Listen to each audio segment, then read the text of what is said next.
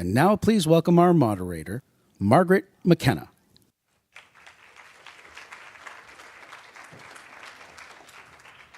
Good morning and welcome. We're happy you could join us today. I'm glad to be here. I want you to know I was at the first CGI U, so I am glad to be back. And I want first to start our meeting with Camille, who has a commitment to make today.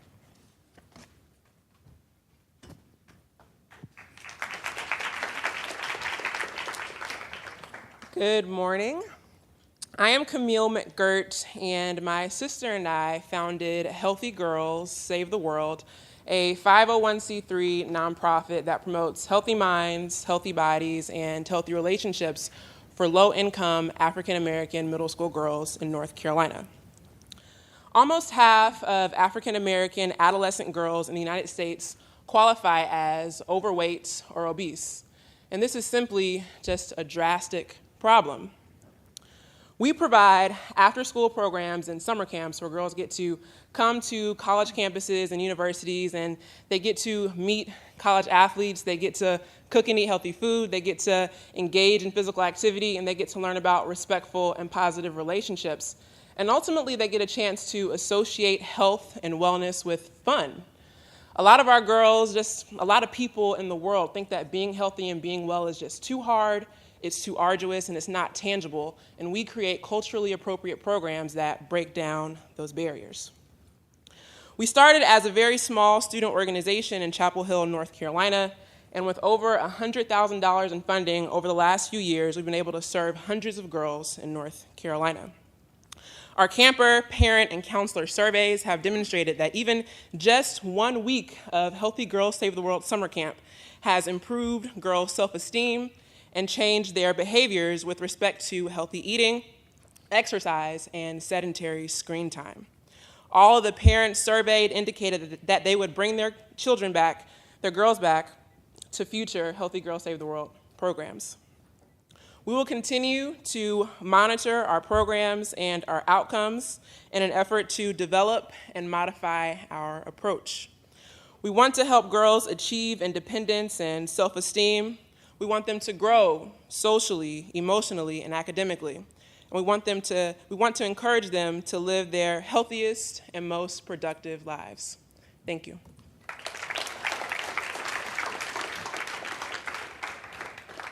have something to give you. So where'd she go? Oh, here it is. So this is for you. Thank you.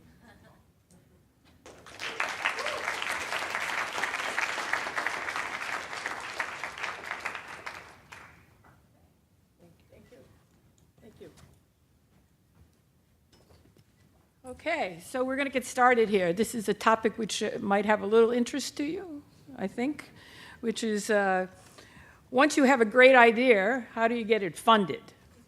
And what do you need to do to get it funded? So we have an incredible panel today. It's a very diverse panel. All of our panelists are founders or co-founders of organizations, social entrepreneurs. Two of them are Forbes 30 Under 30 awardees. And I'm going to ask them to come up here and join me as I introduce them. So first, and I'm going to briefly introduce them, then I'm going to ask them to, you can all come up, introduce them, but I'm going to ask them also to talk a little about themselves as well. First, Tina, and here is someone who is the design director for one of the largest downtown developments in Los Angeles. And in her spare time, she has created one of the most innovative programs, I would say, just totally turned around people's thinking about what to do about housing for homeless folks and others who need housing. And I'm going to ask her to talk about that in a minute. She has been awarded the Toyota Mother of Invention Award, and the Muhammad Ali Humanitarian Award. So you got some sense of her accomplishments. Kareem is the founder of Practice Makes Perfect, which he founded at 18. He was one of, as both Tina and Kareem were 30 under 30 Forbes awardees. He was also one of the top 5 of 5 under 25 of the most powerful entrepreneurs under 25. He's now a student at Columbia getting a master's in education.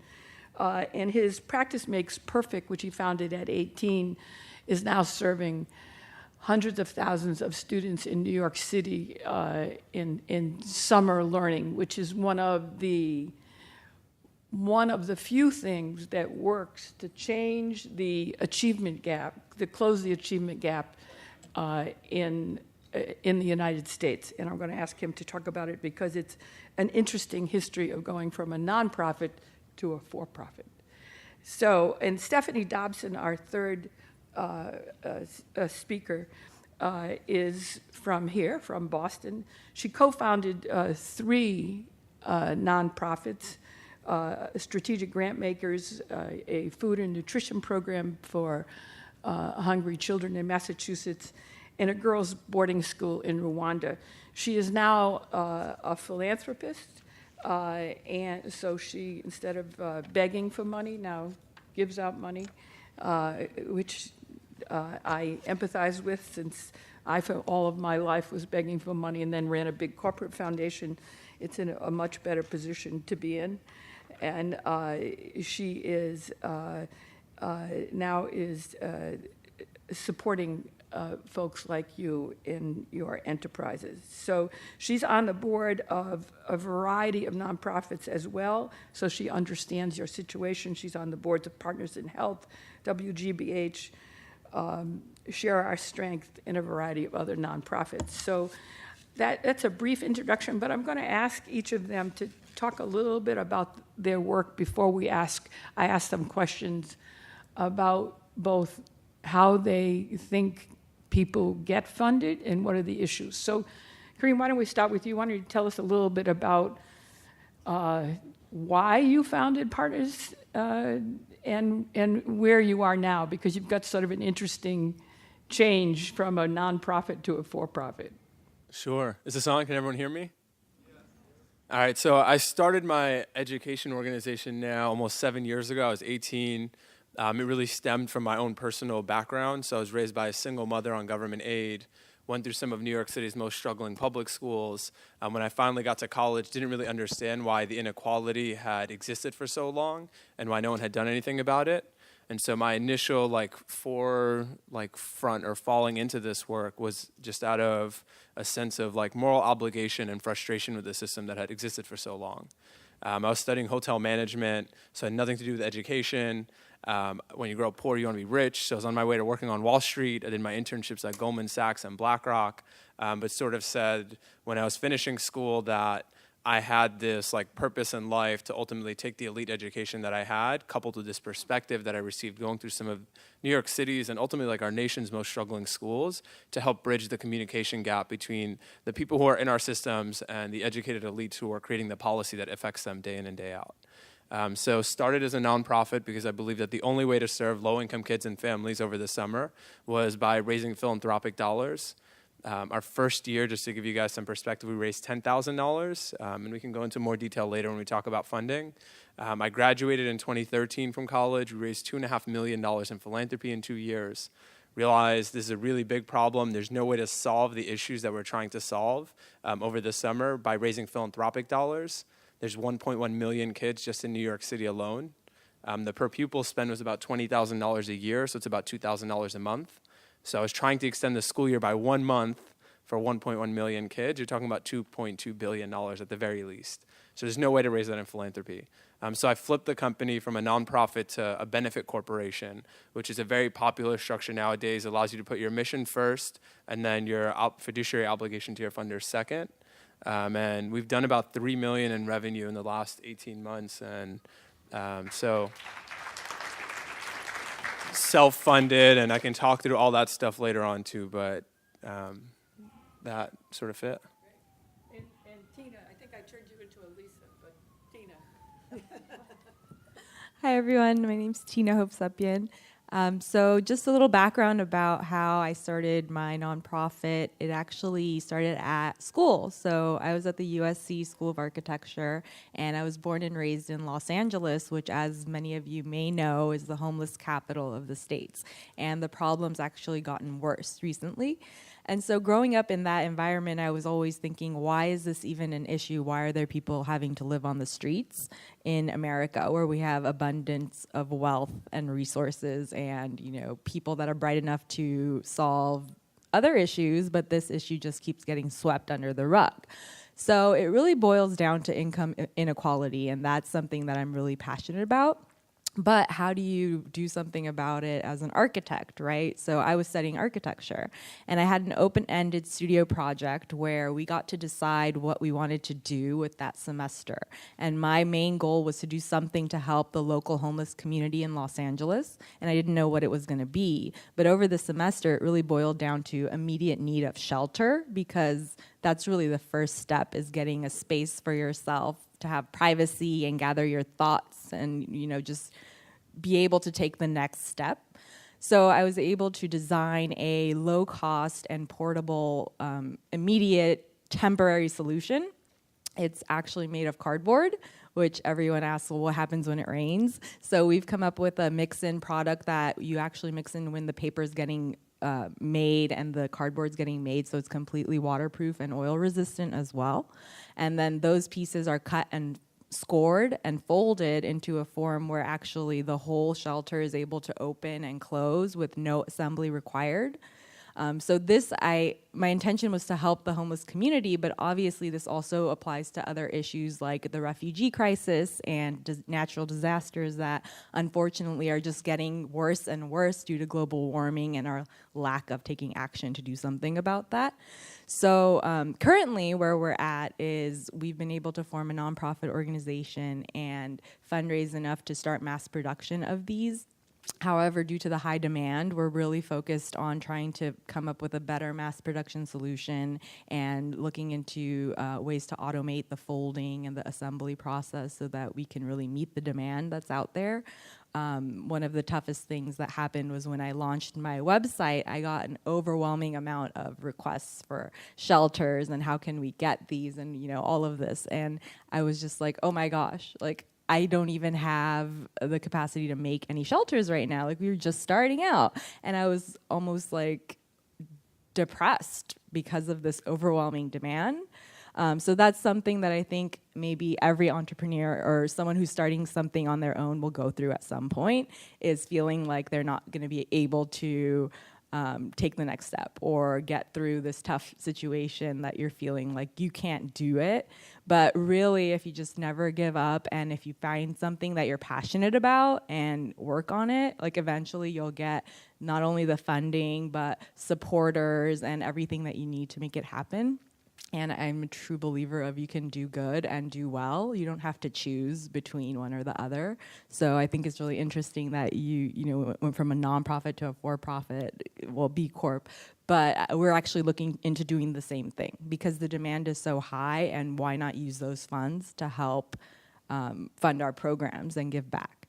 So that's currently kind of where we're at and a little bit about the product. So you got a better understanding, but I'm sure we'll discuss further. Thank you. I've been to 3 CGI U's before, so this is my 4th actually. So just so you guys have some perspective. This is my first. What's the name of the company? It's called Cardboard Origami, and so I actually created the term. It's cardboard and origami mixed into one word. So, I love that. That's why I wanted you to say it. Thank you. Yeah, it's hard to say sometimes. That's why I wanted you to say it. Cardboard origami. Say it. It's going to be a household name. Come on. Stephanie, talk a little bit about what you're doing now. Okay, well, first of all, I don't want any of you to be misled. I am not a 30 under 30. And I've never been to CGI U before, so I'm really happy to be here. So right now what I'm doing is working with an organization called Draper Richards Kaplan. We find people, a lot of them like you, who have great ideas around a really large problem that we think is an innovation that's going to be highly scalable, and we fund them.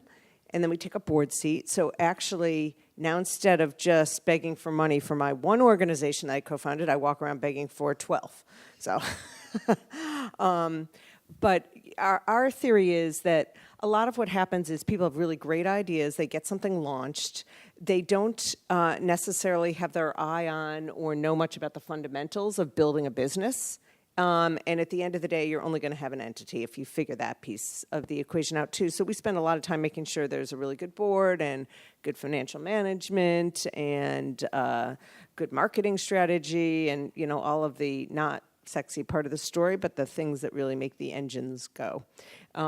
So I work with an incredible array of organizations that are both domestic and international. Last night I was with one of them. Who's heard of Crisis Text Line? You guys should all go look it up. It's an amazing organization. Grew in 3 years. They're a nonprofit. They raised $26 million last year, and they're serving just an unbelievable number of people every day. So it's all about an idea, big problem, great entrepreneur, scale. So I'm going to start with a question. One of the things I've done in my life, many things, ran a foundation which the last year I was there gave away $1 billion. And so I want folks, and I was always amazed at people who came to us who couldn't answer fundamental questions about what they wanted money for.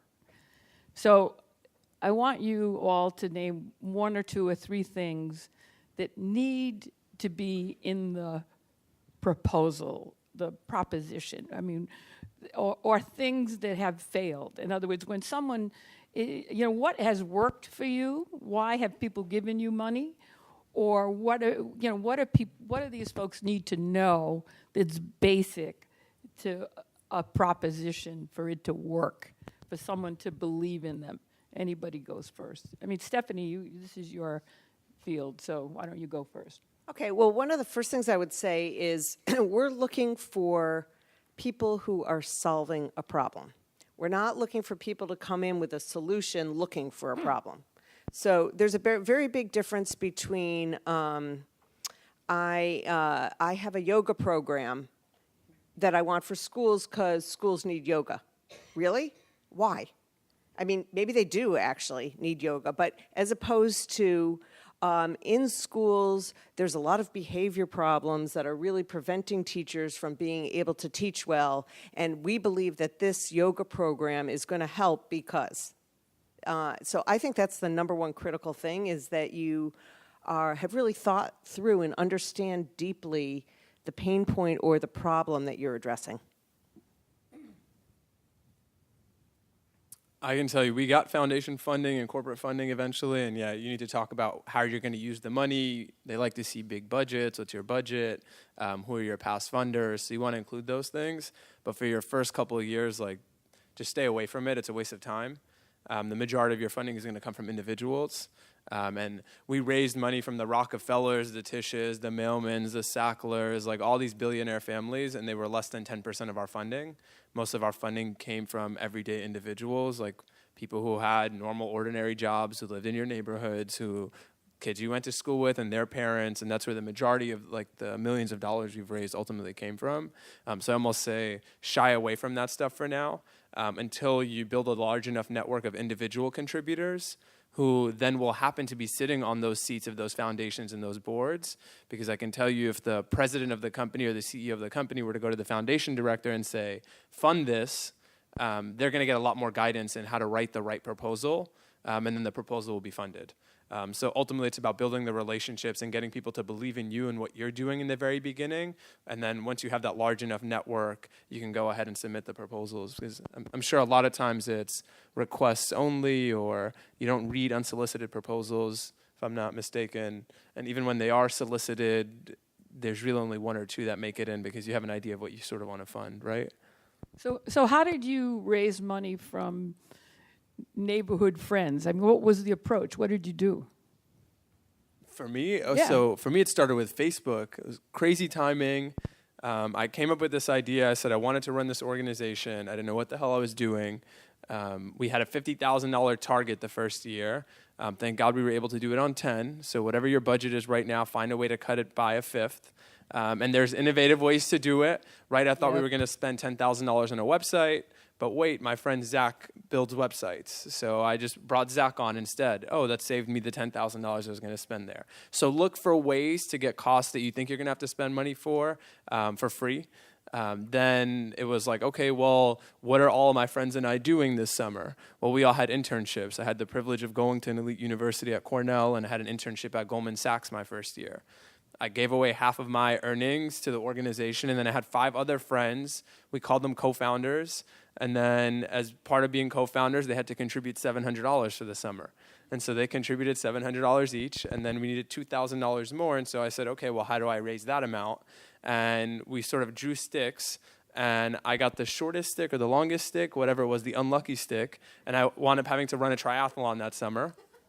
And so I ran the triathlon, and in the process, asked my friends for $5, $10, $15, and $20 donations just to support the work that we were doing. And it was the most amazing thing. So it's the most hurtful thing in the world when you ask your friend for $5 and they don't give it to you. But it's the best feeling in the world when a year later, that same friend who didn't give you $5 saw an award or saw a grant or talked to a friend who now has $5,000 or $10,000 to support the work that you're doing. And so the fundraising process was just as much about marketing and establishing ourselves and establishing our organization as it was about raising funds. And that initial network of people who supported the first year, I then went to them first the second year, right? Because they were already invested and already committed. And I asked them to give a little bit more and then to ask their friends, right? Because now they were invested in your success.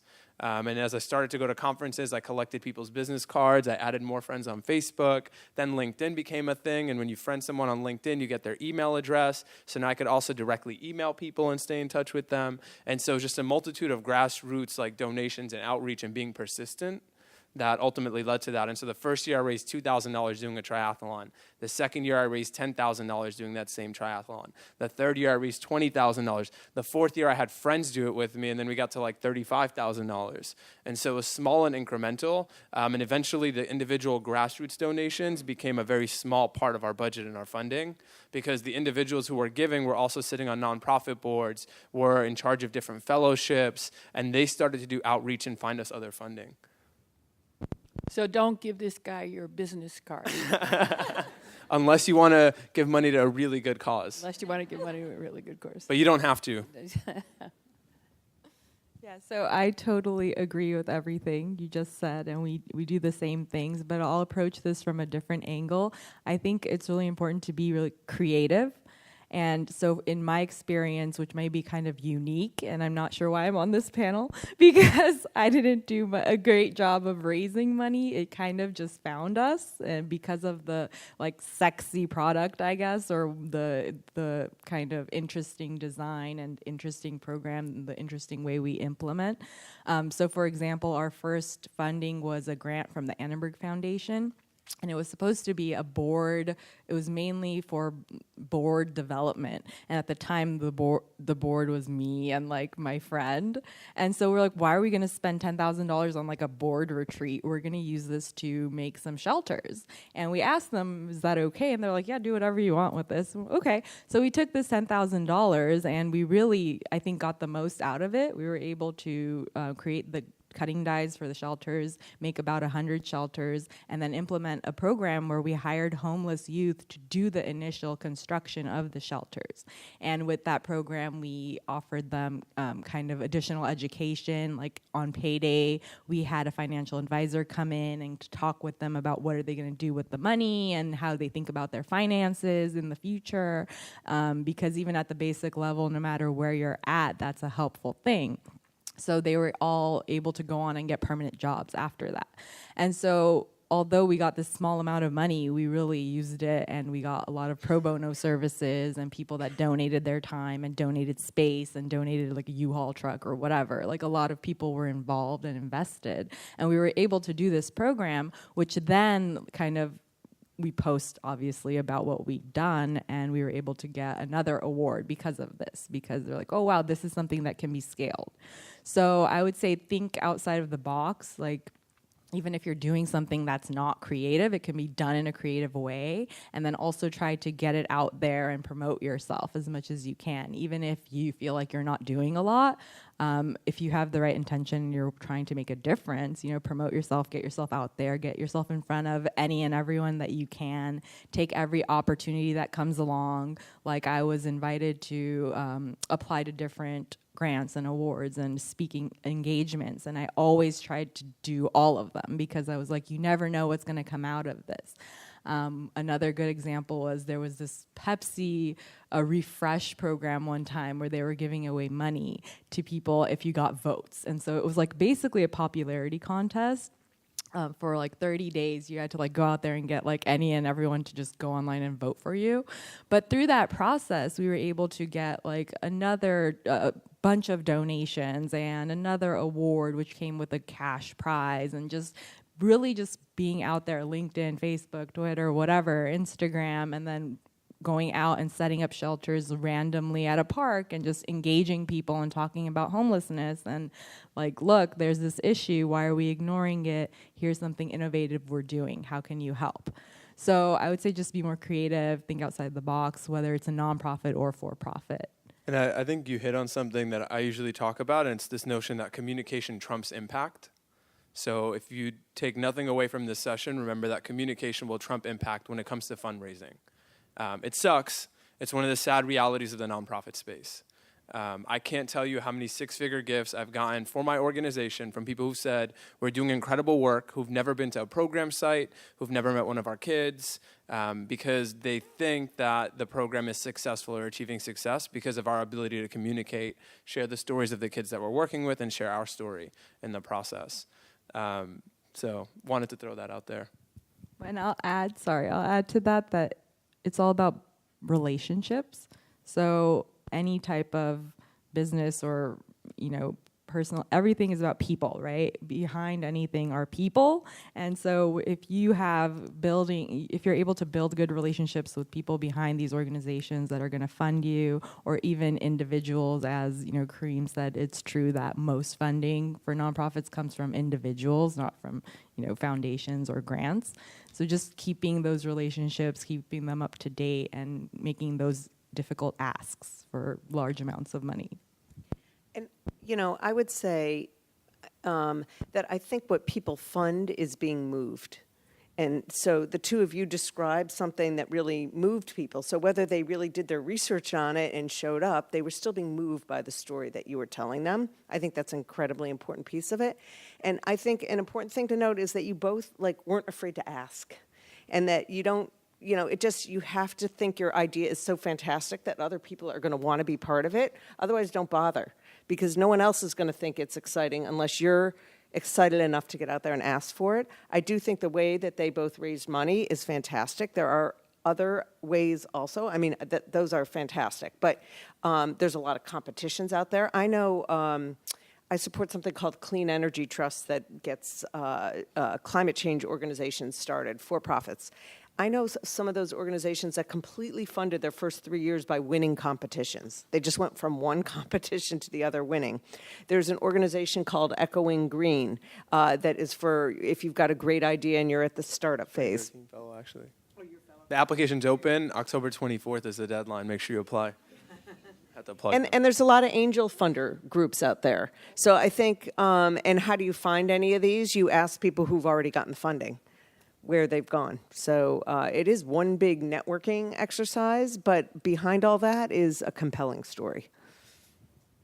Yeah, there in Boston, actually, there's a social venture funding network for nonprofits that gives you, not only gives you money, but gives you coaches to work with you. And I think there are those groups in a number of cities that you just have to go find. Yeah, that's Social Venture Partners. Social venture partners. So in LA, that was one of the first things I participated in too, was the Fast Pitch program, where they picked 10 nonprofits and the founders would pitch to compete for a certain amount of money. It always changed, it varies per year, but you get like 3 months of training of how to pitch and get your story together and have a compelling like 3-minute elevator pitch, and then the opportunity to do that in front of thousands of people, which obviously helps you share your story and move people to donate. It's like And Shark Tank incubators. for nonprofits. Yeah, and incubators that are like that, Mass Incubator, Challenge, Mass or Challenge. I mean, there's thousands of them now around the country, but Mass Challenge or Y Combinator are two of the better known ones. Yeah. And they have them for nonprofits and for-profits, but for nonprofits as well. So there's a lot of them around. Is there anything else, what about crowdsource funding? Has anybody had experience with that, crowdsourcing? I mean, that was the majority of my, like that was the early iteration of Right. like crowdsource funding. And You then did it on Facebook, but it was the same Facebook, then became LinkedIn. Then I met I think it was the chief marketing officer of CrowdRise at CGI U one year. And then I got him to give us all this premium stuff that they give to larger organizations for free. And so we started using it and just used CrowdRise as the funding platform, which is a pass-through, to get the money that we needed. But I did write an article on how I raised $2.5 million in 2 years before I turned 24 and published it to my LinkedIn. As soon as we flipped to a for-profit, I was like, here's all the dirty secrets that you need to know. I don't care about them anymore. I'm sure I could charge people a bunch of money for it, but here it is for free. So check that out. But you can also follow me on Twitter. There's about 70 articles that I've written in the last 4 or 5 years just on my journey, on my column through Entrepreneur, like firsthand experiences and things that I've sort of struggled with or dealt with. And then things like being poor and like how do you ask for money and what does that dynamic look like? Or the self-doubt that you sort of face or realize in the process of becoming an entrepreneur. The skills you really need to be successful. And so I spend a lot of my time as I go also writing and documenting our journey so you guys have access to it. Well, one other place where maybe this is just sort of a strange one, but when I started Project Healthy Children, first of all, we went and asked our friends, so that's how we got started. But then there's, I don't know if any of you have heard of there's this movement of called effective altruism, and there's some groups that are out there promoting organizations that fit that definition. And so we got on one of their lists, and now every year Project Healthy Children just gets about $400,000 a year by doing nothing. We're just on these lists. And I think if you can get somebody to write an article about you or anywhere where you start to show up in the media and there's an easy link to give you money is great. And I think what Stephanie said is, if you can get someone else to write about you, not only you writing about you, it's sort of affirmation rather than just you saying you're great, someone else saying you're great probably helps a lot.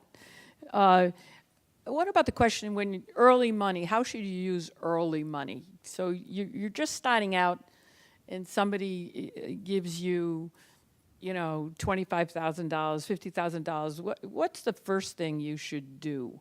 What is the sort of, base? What do you use it for? Well, I think I touched on that a little bit. So I would say use it most effectively, right? So try your best to get pro bono services or anything donated that you can avoid paying for, and use the money towards your cause to kind of create a pilot or some kind of initial success that you can share to grow. So, I would say don't pay yourself, right? Like, use that money, do something, make an impact, and then document it so you can share it, you can get more supporters and more funding that way. That's at least what we've done, and I feel like it's a good formula. I 100% agree. Like, your story's good, it's personal, it's relatable the first time you go to your friends, and the second time you can get away with it, but the third time you need to add something, and hopefully that's something you add is like how effectively you've used their money. And so your goal in the very beginning is to prove some sort of outcome or success as fast as possible, or talk about why you're changing it and looking at a different like way to achieve success. No, I'm sitting here thinking about funding structures, and the fact that you both have had a nonprofit that you've decided to, or you're thinking about, or you have successfully turned into a for-profit. So just to lob in a different point of view, well, not different, because I think what you did is smart, because you have something fundable. But we see a lot of people now coming through our foundation doors. We fund both for-profit and nonprofit, who automatically assume for-profit's better. And I disagree. I think you define the problem and you define what is needed to fund that problem, and then you figure out your structure, not the other way around. So I think a lot of people think for-profit's going to be easier, but you have to have something fundable. Like, who's going to pay for your product and why, and how sure are you about that before you decide that's the route to go? Yeah, and you hit on something super important, that those are just legal structures. You need to pick the legal structure that's ultimately going to help you achieve your mission. So for us in the very beginning, it was serving low-income kids and families. And the only way we could serve low-income kids and families directly was to raise philanthropic dollars from people who had more money so we can run these programs for free. Then we realized, okay, well, there's a different way to serve low-income kids and families, and that's through schools. Well, schools have funding, they have funds. If we can work with schools to find a funding model that worked, then we no longer had to be a nonprofit. And so we're not limited by that. And so you ultimately need to be the legal structure that helps you achieve your mission. With that said, I think that for-profits do have a greater likelihood of succeeding to solve really big social problems than nonprofits do.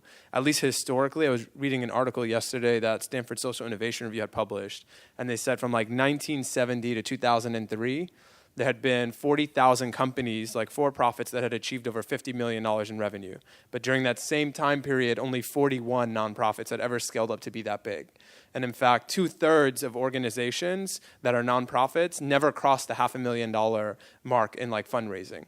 And so their annual operating budget is $500,000. And if you have a problem that can be solved within the scope of $500,000 a year or for that size, then you're fine and you should be a nonprofit. If you're thinking bigger than that and you want to do something bigger than that, you're probably going to be limited by the construct of the nonprofit, unless you're one of the lucky 41. So statistically speaking, you have a greater likelihood of succeeding at solving a much bigger problem, but that doesn't mean that that's the best way to go for what you're doing. I think that's a good point, but I would add that I think focusing on partnerships is so important, because the for-profit sector, the nonprofit sector, government sector, none of those entities alone can solve any big problems. It's really when the crossover happens that it will be able to, reach that scale. So it doesn't matter what your entity is. I think focusing on making the right connections and partnerships and finding the right people in the right sectors to work with is how you can make an impact on huge issues like homelessness, for example. And just as an example, in Los Angeles, we just passed many different measures to fund solving homelessness, which happens on a regular basis. But this time it's like $1.2 billion, which sounds like a lot of money, right? But if you think about it, we have about 60,000 people that are homeless in LA. And if you do like simple math, that breaks down to $25,000 per person. So they're not going to make any type of dent with that money, let alone the way they use it, because they're not doing it efficiently. The only way is if the private sector gets involved and nonprofits get involved and we do some kind of partnership and collaboration. And that's what our organization is also all about, and what we've learned through our experience of trying to work with the government and trying to work with corporations. So I would say think about that as well. But there's no doubt like the lines are blurring. Like there are a lot of social impact investors and foundations now that are also giving to for-profits and social good organizations. So you're not limited in capital structure now if you go one way or the other. And you could be taking in all that revenue from schools as a nonprofit. Mm-hmm. It's like, do you need additional investable dollars to invest in things that are not going to be covered by that revenue? Or is there something structurally, like you were talking about the contracts with the city earlier when we were sitting there, that makes it easier to be a for-profit? But it's just not a de facto better idea. Yeah. But you also lose ownership. There also are foundations that do not give to for-profits. For-profits. Let's be clear. Yeah, There yeah, are no, it's lines. not. There are lines. Yeah. And it there is- are individual donors who will not give Give to to for-profits for-profits. because it's not tax deductible. So they're not Correct. totally fungible. Let's be clear. Yeah, but tax deductions are a small reason for why people give. Don't ever go into someone asking them for money because they're going to get a tax write-off. Let's just make it not so- totally blended. No, they're not blended. I just said the lines are starting to blur. Right. is Lines are the- starting to blur, but there are distinctions. Correct. There are distinctions. So what about growth? Just as a last question, in terms of, often run into people who, they're running something in Boston, and all of a sudden, the next time you talk to them, they say, okay, now we want to go to Philly and LA and Chicago, and we want to be a national organization. Everybody wants to be national. What about the hazards of growth as opposed to local? Any sort of sense of,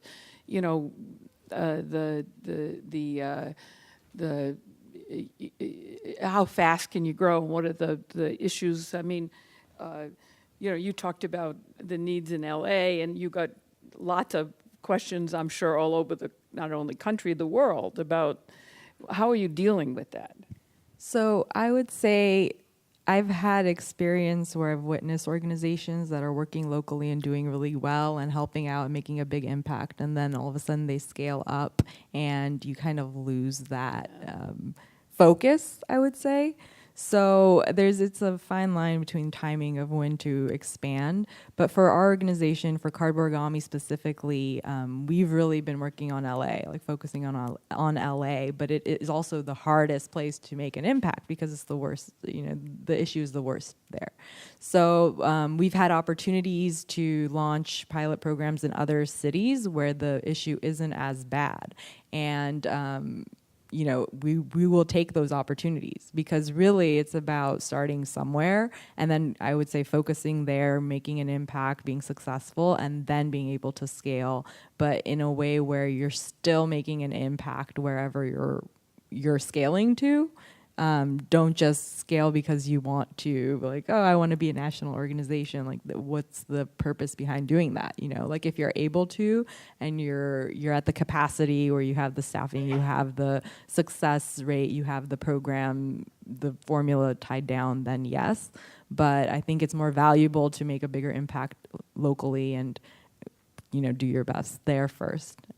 I think it's also important to understand why you're doing the work that you're doing. Because if you're signing up to run a nonprofit, you're not going to be a rich person at the end of the day. Like, that's just like point blank what it is. And so you need to come to terms for yourself. Is this about scale? Is this about depth? Is this about breadth? How deep do I want to go? Do I want to be local? Do I want to be national? Like, what's in it? Because at the end of the day, you're the one running the organization. I do think you have a greater likelihood of being successful if you're focused in the very beginning. But at the end of the day, like if you're trying to achieve a massive amount of scale, you're going to have to go national. And unfortunately, if you're chasing money or you're trying to get funding, like there is that pressure to go and do things that you might not even have been comfortable with, or the timing may not have been right.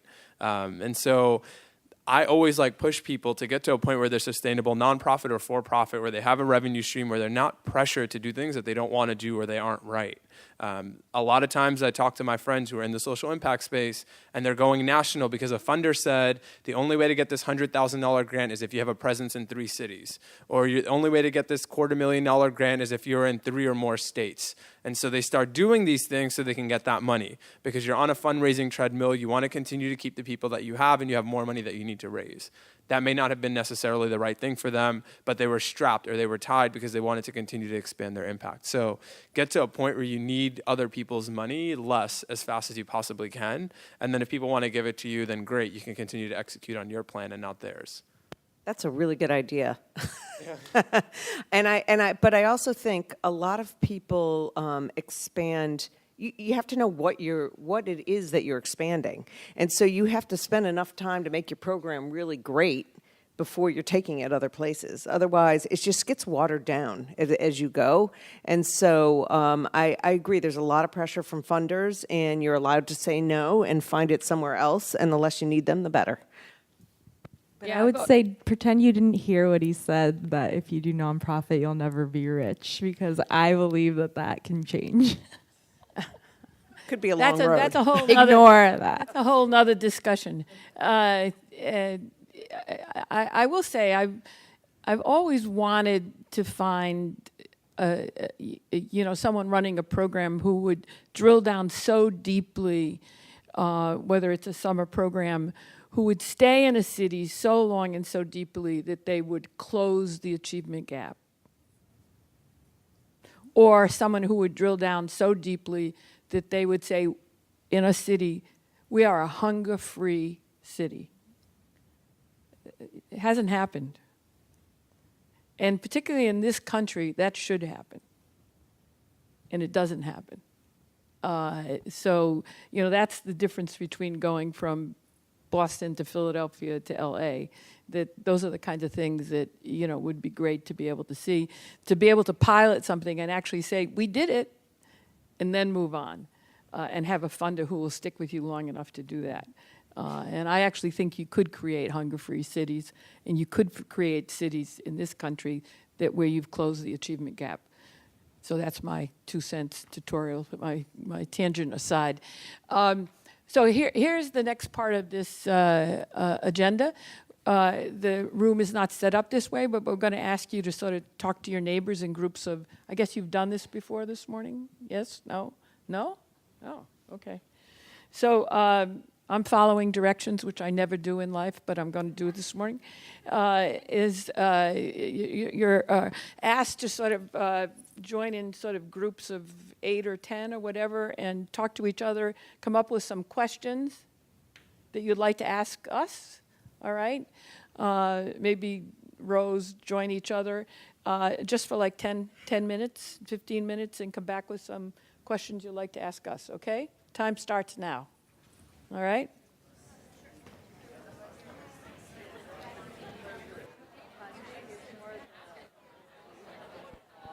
Okay, folks, why don't we stop moving back and have a little more time for questions? If you formulate your questions. People have questions?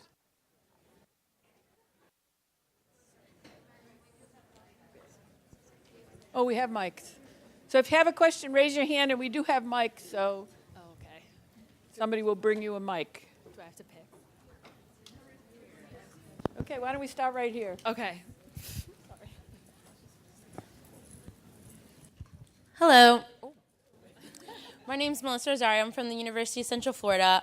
We talked a lot about buy-in, and so our question for you all is that first ask, when you don't have everything to prove and say, like, here are assessments, here's what we're going to do. So without having anything to necessarily show for it at the beginning, what does that first ask look like, and how do you get buy-in, and what language do you use to get that buy-in from people?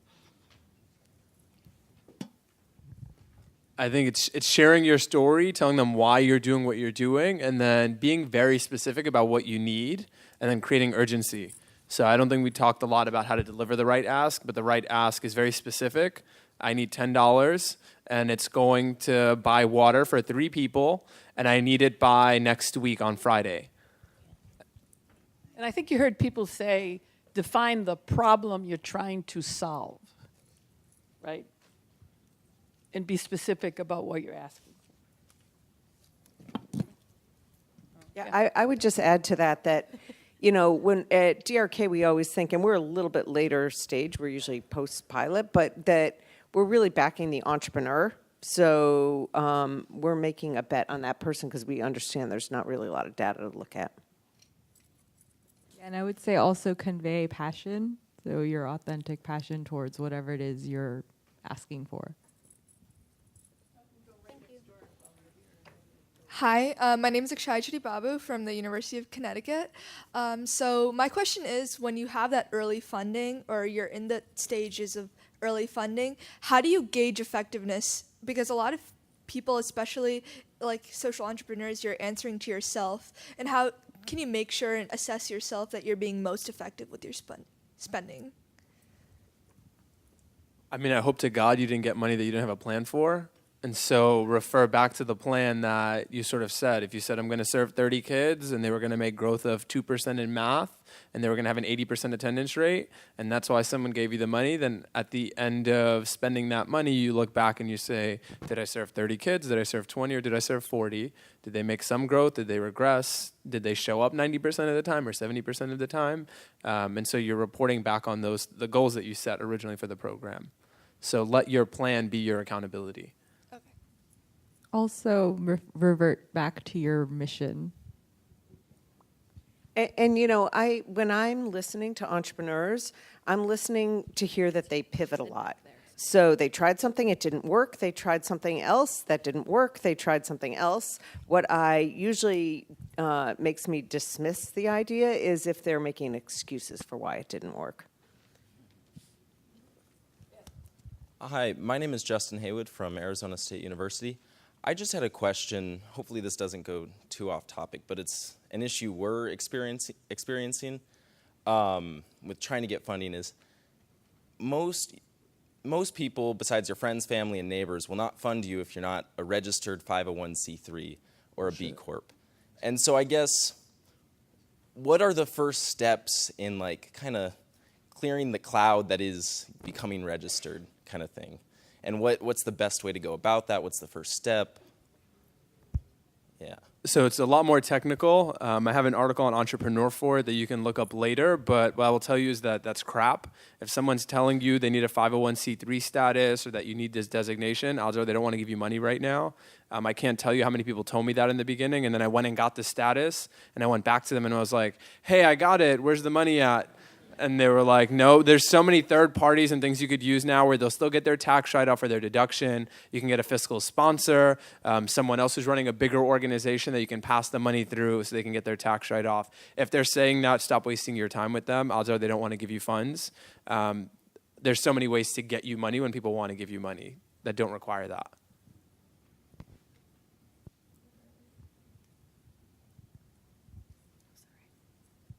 Hi, my name is Ruchi. I'm from Mumbai, and my project is to set up dance movement therapy and counseling programs in slums in the schools to foster resilience in kids who've experienced complex trauma. Which leads me to my question, if any of you have had any experience with raising funds in international economies or in international communities, which I'm assuming a lot of us in the room are from, or if your organization has funded someone who has a program in a completely different country, and how we can go about that, or if that's any different. We fund in India. It's a pretty complex environment. For-profits are easier to get going there than nonprofits. And the Indian funder community is not always, I don't think is as well organized and obvious as it is here. So it's challenging, but there's a lot of really, the amazing thing about India is you get a little money and there's so many people and all of a sudden you're serving millions and so it's a pretty incredible opportunity. There are plenty of there are U.S. foundations that support work in India. So that's, most of the Indian social entrepreneurs I know do a lot of fundraising in the U.S. Okay.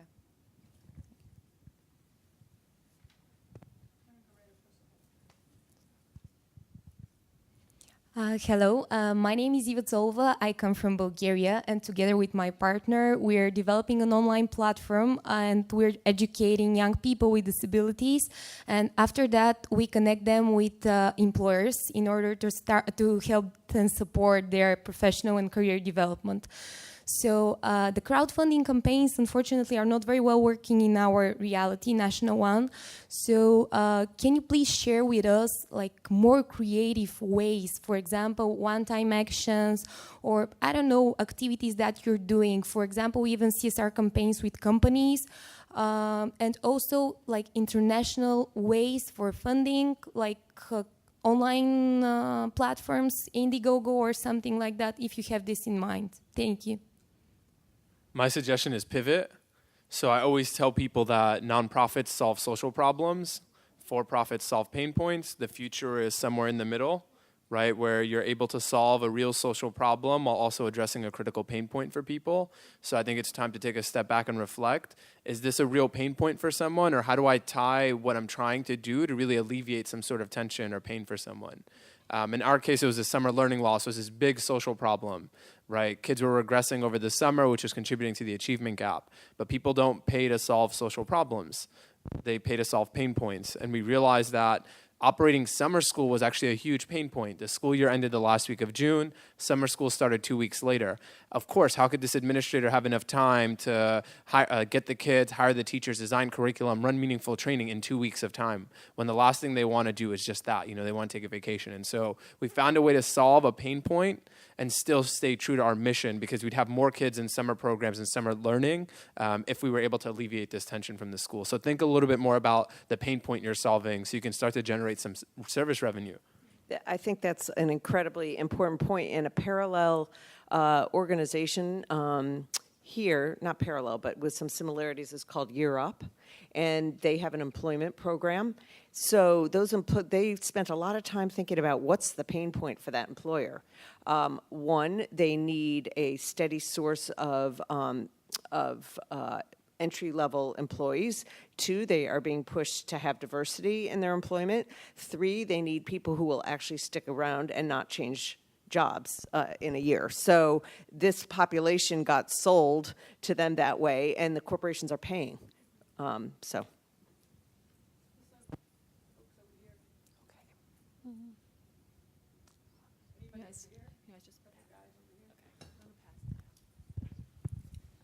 Let me just say, the people internationally, the multinational corporate foundations all fund internationally, as people know. And they all do it differently, but they all do it, as you all know, I'm sure. Hi, my name is Tam from the University of St. Thomas. My name is... Hold the mic closer so we can hear you. Sorry, my name is Tam from the University of St. Thomas in Minnesota. I just want to ask 2 questions that I could remember from our group discussions. The first one was, and this was my case, I remember talking to a potential investor, and what he told me was, depending on how you register your entity would depend on what our relationship would be. Either I'll be a donor or an investor. And the reason was because our product, or what we're working on, has to do with food. And he said if you're a nonprofit, a lot of Good Samaritan laws that protect you. But if you're a B Corp, maybe not. So I wanted to ask, what if the business model was like exactly the same if you registered it as a nonprofit or as a B Corp? And do those protections still move over? The Good Samaritan Acts that protect you as a nonprofit, do they still move over when you become a B Corp? And secondly, you were talking about the fact that you wanted an organization in a place where to actually solve a problem in the city and not scale. And we can say this organization solved the achievement gap in that city. One of us was working on a project in South Africa, I think, and she said, just that township, and she said, how do you get someone interested here in something like that, 2 miles, half a world away, because we know that a lot of people don't care about problems until they experience it. Just the same way more people now believe in climate change after the hurricane season, stuff like that. I would get legal counsel for the first question. I don't know what the answer to that is. I have a gut feeling that you don't get the same protection as if you were a nonprofit, because B Corps are for-profit companies. But it might change from city to city and state to state. They're fairly new legal structures, and there's also a difference between the legal structure and the certification. Like, you can be a certified B Corp, but not necessarily be a benefit corporation legal structure. It depends. The answer is it depends what you're doing. For instance, if you are a grocery store and you're giving away food and something's wrong with the food, the Good Samaritan law applies. So if you're a for-profit grocery store and you're giving away food, you're protected under the Good Samaritan law. So it is more complicated. In terms of your second question, I really think there's a case which says if you can put a business plan together that really shows that you can actually take a township in South Africa and you can say, I've got a plan for X amount of dollars that we can show in this township through education and housing and food that we can make this into a, solve whatever problem you try to solve. I don't know. I've been to the townships in South Africa, but I don't know which one you're talking about, what problem you're trying to solve. That I think there are people who are interested in saying we can make this a model, but I mean, it would have to be somebody who really understands South Africa, not someone who comes in and says, I know how to fix this. It would have to be someone from South Africa who's a partner, not someone who's coming in and say, I know how to fix this. Just like it would be somebody in any country, I really think there are people who, well, maybe it's just me. I'd give you the money. So, I mean, as somebody who says, I really want to show that there are really fixable problems. They're not just partly fixable. They're really fixable if we really have the will. Like, there's no reason anybody in the United States should be hungry. No reason at all. We have enough food. It has to do with willpower. That's all. That's it. So, okay, I'm done. All right. I think also you can look for funders who have on-the-ground presence in South Africa or in other parts, maybe regionally, and they'll tend to be easier to get to because they just are there understanding the context and looking for opportunity. How about right here? Hi, I'm Diana. I'm a senior at Cornell, and my question is really for Kareem. I was wondering, you mentioned that for a nonprofit, it's really about your social mission, and when you go to for-profit, it's about the pain points. So I was wondering if you could actually talk specifically about how the metrics you were measuring for your company changed when you were looking specifically at the pain points, and then how that changes if you're approaching school districts, specific schools, if you're looking at discretionary funds, or how that changes specifically in your model. So the metrics didn't change. We were still measuring the same thing. We still had the same goal, but the messaging changed. So now when we were talking to schools, we weren't going in and saying, hey, we're going to help your kids eliminate the summer learning loss as our leading pitch. They're not going to regress. They're going to be on grade level. We were instead saying, we know you have an incredible vision for summer school, or we know you have an incredible vision for your kids to be engaged over the summer, whether it's a STEM enrichment program or it was the remedial kids that you didn't want to deal with. And we know how hard it is to operate this because we've been doing it for so many years. Let us come in and be your partner in running a high-quality academic experience for you, your kids, and their families. Which, by the way, there's no reason you can't do that as a nonprofit. Yeah, no, but the messaging changed for us. When you're fundraising, though, you're not going to go to a donor and say, hey, I have this great proposition for you. I'm going to run summer school, and it's going to alleviate this pain point for our school principals, so you should pay me money to go and operate it. Then all that changed was the messaging. We did the same exact thing. And even still today, when you're talking to the media, they want to hear the story. They don't want to hear about how you're solving this pain point for the school principal, and now you're making their lives easier because they think school principals should be working harder, not easier, with all that tax money that they get. So it's hard. It's a fine line, but the messaging changed, the metrics didn't. All right, we'll take one last question. Someone who has a really burning question. Who has a burning question? All right, you guys have a burning question between the three of you, one. And then we got to close it down. We'll stay around and try to answer questions. Hi there. My name is Abby. I'm a senior at Northwestern. The question that our group kind of boiled down all of our concerns to, and you guys mentioned a lot about storytelling, like you just mentioned, people don't want to hear pain points, but kind of relating back to the point that you can't get rich doing nonprofit, how do you convince donors that you are an investment, that your overhead is an investment? You got to buy an office space. You have to work. You have to put food on your table. How do you convince donors that you being an expert is a good investment of their money? Well, I would say that it's a fundamental issue of a business is a business. It doesn't matter what legal structure it is.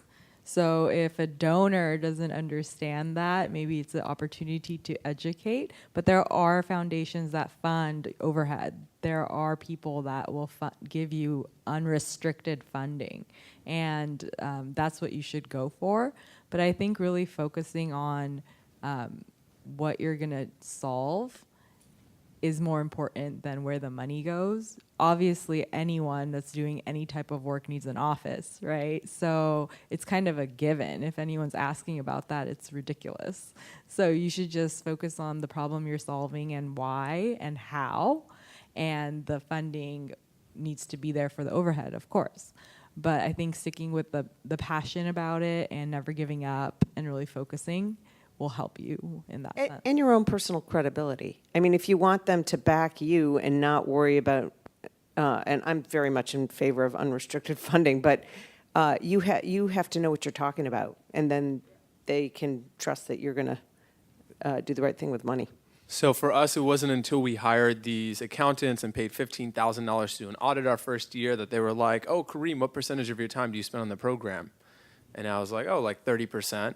And so they were like, oh, 30% of your salary is actually not overhead. It's like direct program expenses. And so I realized that there's all these ways to manipulate what looks like overhead and what doesn't look like overhead. And the bigger you get, the more sophisticated your accountants, the better your balance sheet and your P&L will look.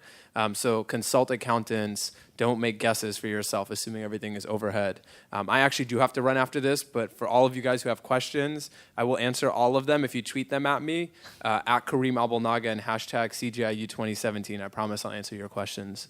And I would say, one of the best ways about telling a story is read Marshall Gann's about telling your narrative. If you want, of anybody in political life or raising money, is tell your own narrative, your story. If you want people to believe you, is tell them who you are. You want people to believe in you as a person. You got to have a narrative, right? Because they're buying you. People give money to people first, and then to your cause. But they give it to you. And if they don't believe in you, it doesn't matter what you're doing. So you got to have a narrative that you can tell. So I want to thank the panel. Thank you for your attention. Thank you for coming.